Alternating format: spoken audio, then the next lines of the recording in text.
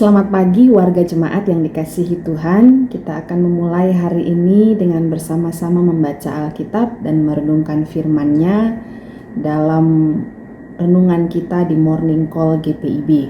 Bersama saya Pendeta Claudia Takasili Hulu, Pendeta Jemaat di Jemaat Penabur Surakarta, Pos Pelayanan Sambi. Kita akan merenungkan dari 1 Timotius pasal yang ketiga, ayat 14 sampai ayat yang ke-16. Kita berdoa. Ya Bapa, karuniakanlah kami hikmat dan pengertian, sehingga Alkitab yang kami baca dan firman yang kami renungkan bersama menolong kami untuk memaknai, memahami kehendak Tuhan dalam kehidupan kami. Di dalam nama Yesus Kristus firman yang hidup kami berdoa. Amin. 1 Timotius pasal yang ketiga, ayat 14 sampai dengan ayat yang ke-16, demikian ditulis bunyinya. Semuanya itu kutuliskan kepadamu, walaupun kuharap segera dapat mengunjungi engkau. Jadi, jika aku terlambat, sudahlah engkau tahu bagaimana orang harus hidup sebagai keluarga Allah, yakni jemaat dari Allah yang hidup, tiang penopang dan dasar kebenaran. Dan sesungguhnya agunglah rahasia ibadah kita. Dia yang telah menyatakan dirinya dalam rupa manusia, dibenarkan dalam roh, yang menampakkan dirinya kepada malaikat-malaikat, diberitakan di antara bangsa-bangsa yang tidak mengenal Allah, yang dipercayai di dalam dunia, diangkat dalam kemuliaan. Demikian pembacaan Alkitab. Terpujilah Yesus Kristus. Ibu Bapa, saudara-saudara yang dikasihi Tuhan, jika kita punya rencana untuk membangun sebuah bangunan, tentu kita akan menyesuaikan 3 hal. Pertama, dana, lalu kedua, bahan bangunan yang terbaik, yang ketiga, para pekerja, para tukang yang terbaik untuk membangun jenis bangunan yang kita harapkan. Tentu 3 hal ini kita maksimalkan untuk bisa mendirikan bangunan yang kita impikan atau kita rencanakan sesuai dengan fungsinya. Tidak hanya sekadar dibangun, tetapi juga harus berdiri di bawah pondasi yang kokoh. Lalu juga tidak hanya sekadar indah, tetapi harus tepat guna. Fungsi dari bangunan itu apa? Kalau kita membangun sepetak rumah dengan membangun sebuah kos-kosan lantai 2 dengan banyak kamar, dengan banyak kamar mandi, tentu berbeda dari sederhananya aliran airnya, begitu ya, terlepas dari ruangannya yang banyak. Kalau rumah 1 petak atau misalnya 2 kamar, paling membutuhkan 2 kamar mandi, 1 buah wastafel yang mengalir begitu. Sementara saluran dari sebuah bangunan yang isinya adalah banyak kamar atau rumah kos-kosan tentu mempunyai saluran air yang lebih banyak.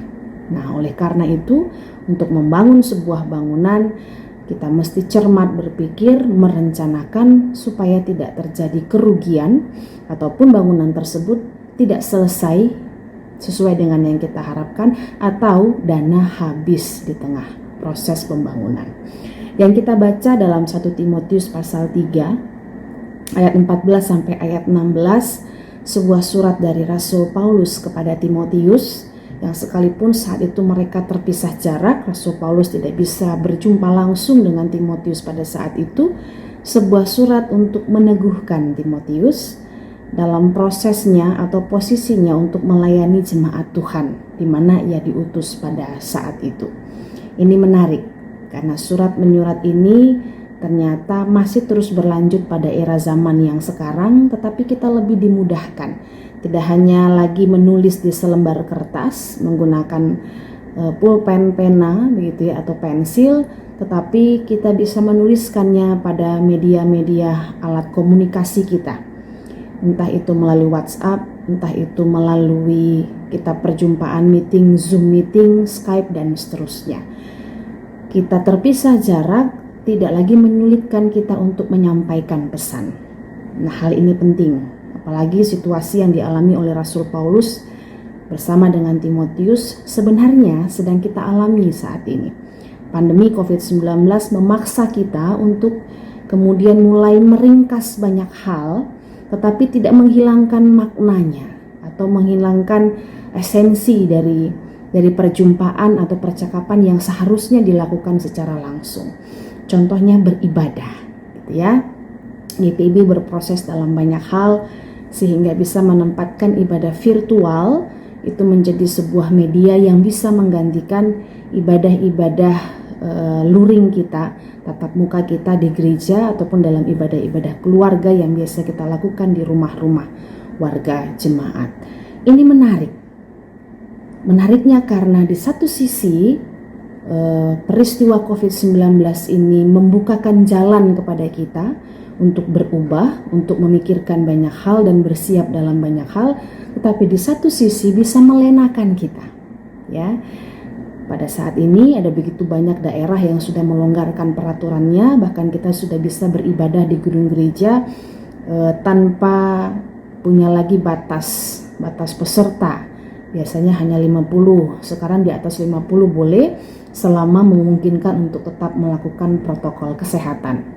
Lalu ibadah-ibadah di rumah juga sudah boleh dilakukan di beberapa daerah, di beberapa tempat, sekalipun belum semua. Tentu situasi ini harusnya menimbulkan semangat kepada kita. Tetapi kita harus jujur, ada sebagian orang, sebagian warga jemaat yang kemudian sudah nyaman dengan kita beribadah secara daring, ya. Kita bertatap muka menggunakan aplikasi Zoom. Kita bertatap muka menggunakan aplikasi Google Map, gitu ya. Jadi semua orang bisa berjumpa tanpa meninggalkan rumah mereka. Memang tidak mengurangi esensi untuk kita beribadah, untuk kita berjumpa, menyapa satu dengan yang lain. Tetapi bagaimana kemudian gereja, jemaat ini bertahan untuk melihat situasi ini? Jadi dari pengalaman Rasul Paulus bersama dengan Timotius, kita diingatkan satu hal penting yang pertama. Jadi jika aku terlambat, ayat 15, sudahlah engkau tahu bagaimana orang harus hidup sebagai keluarga Allah, yakni jemaat dari Allah yang hidup, tiang penopang dan dasar kebenaran. Artinya dalam situasi yang sekarang ini spesial, khusus begitu ya, kita tidak boleh kehilangan dasar pondasi kita sebagai orang Kristen. Tidak boleh kehilangan esensi makna terdalam dari peribadahan kita berjumpa dengan Tuhan dan sesama. Sekalipun GPIB sudah mengatur tentang ibadah virtual, penggunaan media begitu ya, penggunaan kemajuan teknologi, tetapi kita harus terus mengingat bahwa perjumpaan yang kita lakukan harus didasarkan untuk berjumpa dengan Tuhan dan juga berjumpa dengan sesama. Dalam kebersamaan kita dipanggil sebagai sebuah gereja yang bersekutu, yang bersaksi begitu ya, untuk memuliakan nama Tuhan. Bagaimana itu bisa menjadi terus tetap persekutuan yang kokoh? Kita tidak kemudian memandang, oh gak apa-apa, gampang, nanti Google Map aja rapat misalnya begitu ya. Dan yang tadinya keputusan yang biasanya bisa diambil di dalam pertemuan-pertemuan langsung menjadi sebuah keputusan yang mantap, terstruktur, rapi gitu ya, sebuah rencana. Karena Google Map terbatas waktu, sinyal yang jelek, kita akhirnya mengambil keputusan-keputusan yang mudah. Nah, ini menarik. Apakah kita bisa memaksimalkan itu sehingga gereja boleh menjadi satu teladan penggunaan teknologi sebaik mungkin, memberi dampak positif ya, dengan tidak menghilangkan makna dari persekutuan itu sendiri. Lalu poin yang kedua, ayat 16 ditulis begini bunyinya, sesungguhnya agunglah rahasia ibadah kita.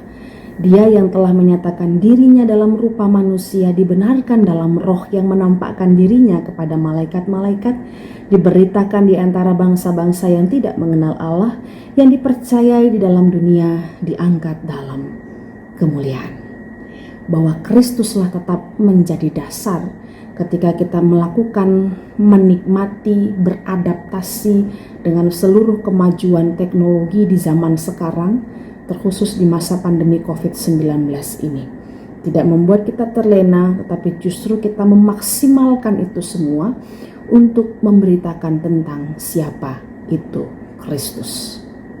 Karena saat ini kita punya banyak pilihan untuk beribadah di channel-channel lain, untuk belajar banyak hal tentang firman Tuhan melalui media sosial kita, begitu ya. Apakah itu mendorong kita untuk semakin percaya kepada Kristus dan punya panggilan besar untuk menjawab panggilan kita berpelayanan, beribadah kepada Tuhan Yesus di bawah payung pelayanan GPIB, ataukah itu justru mengaburkan keberadaan dan peran kita? Maka dua hal ini sebaiknya mengingatkan kita. Teguh dan kokohlah berdiri menjadi teladan sebagai sebuah gereja persekutuan yang memaksimalkan kemajuan teknologi, karena kita tidak selalu bisa bersama di masa-masa pandemi seperti ini. Dan yang kedua, dasar yang kokoh dan teguh itu adalah tetap Tuhan kita Yesus Kristus, dan semua yang kita lakukan dengan memaksimalkan penggunaan kemajuan teknologi adalah tetap untuk memuliakan nama Dia. Dan yang ketiga, bagaimana itu semua kita pakai untuk mewartakan Kristus di bawah payung pelayanan GPIB, di mana saat ini kita sedang melakukan pesta iman, pemilihan diaken dan penatua. Biarlah proses yang kemudian kita pakai untuk memilih para pelayan-pelayan ini semakin dimantapkan untuk mengenal Tuhan Yesus, mengenal GPIB melalui media sosial media ataupun melalui begitu banyak yang bisa kita tonton, kita baca, kita pelajari di smartphone kita. Itu mendorong ya calon diaken dan penatua semakin mantap menjawab panggilan Tuhan Yesus berpelayanan di GPIB. Selamat memulai hari ini, selamat kiranya mengikut Tuhan dengan mengoptimalkan diri kita sebaik mungkin dan mengoptimalkan seluruh berkat anugerah yang ada pada kita. Mari kita berdoa. Tuhan Yesus, terima kasih. Firman ini menguatkan kami untuk terus-menerus kokoh berdiri di atas dasar iman percaya kepada Engkau. Kami mohon ampun jika dalam banyak hal kami mengandalkan kekuatan, kepintaran kami, kemajuan teknologi di sekitar kami, sehingga mengaburkan keberadaan kami sebagai orang Kristen. Biarlah itu semua yang ada berkembang di sekitar kami boleh pakai untuk memuliakan nama Tuhan, kami boleh pakai untuk menjadikan GPIB menjadi salah satu teladan yang baik, di mana kemajuan teknologi dimaksimalkan untuk memuji dan memuliakan nama-Mu. Kami akan memulai hari ini, Tuhan Yesus, beri kami hikmat, pelihara kami kemanapun kami melangkah dan pergi. Kami berserah orang-orang yang kami kasihi dimanapun mereka berada. Kami juga menyerahkan saudara-saudara kami di luar sana, mereka yang bergumul di hari ini untuk makan dan minum, mencari pekerjaan, mereka yang bergumul karena sakit penyakit, saudara-saudara kami yang menjadi korban perang, korban bencana alam, bahkan saudara-saudara kami yang pada saat ini mungkin bergumul dengan rumah tangga mereka, mengharapkan kehadiran keturunan, hubungan suami dan istri yang retak, orang tua dan anak yang tidak lagi harmonis.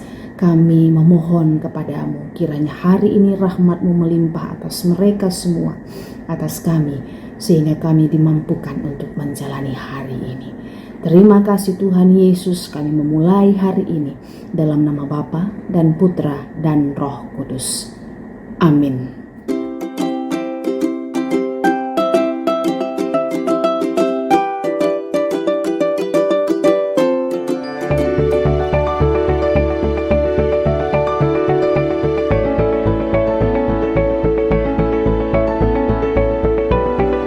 Dalam rangka hari ulang tahun Pelkat PKLU GPIB yang ke-12, Majelis Sinode GPIB mengajak Majelis Jemaat bekerjasama dengan para pengurus Pelkat PKLU jemaat-jemaat setempat untuk dapat mempersiapkan warga PKLU setempat untuk turut serta memeriahkan dan mengingat rayakan hari ulang tahun Pelkat PKLU dengan ibadah serta juga kegiatan lansia berprestasi. Atas nama Dewan PKLU GPIB, kami mengajak kepada semua pengurus PKLU dimanapun berada, dengan semua anggota PKLU GPIB, mohon untuk dapat mengikuti program Dewan PKLU Lansia Berprestasi. Terima kasih. Mari kita sama-sama sukseskan kegiatan lansia berprestasi ini. Tuhan Yesus memberkati.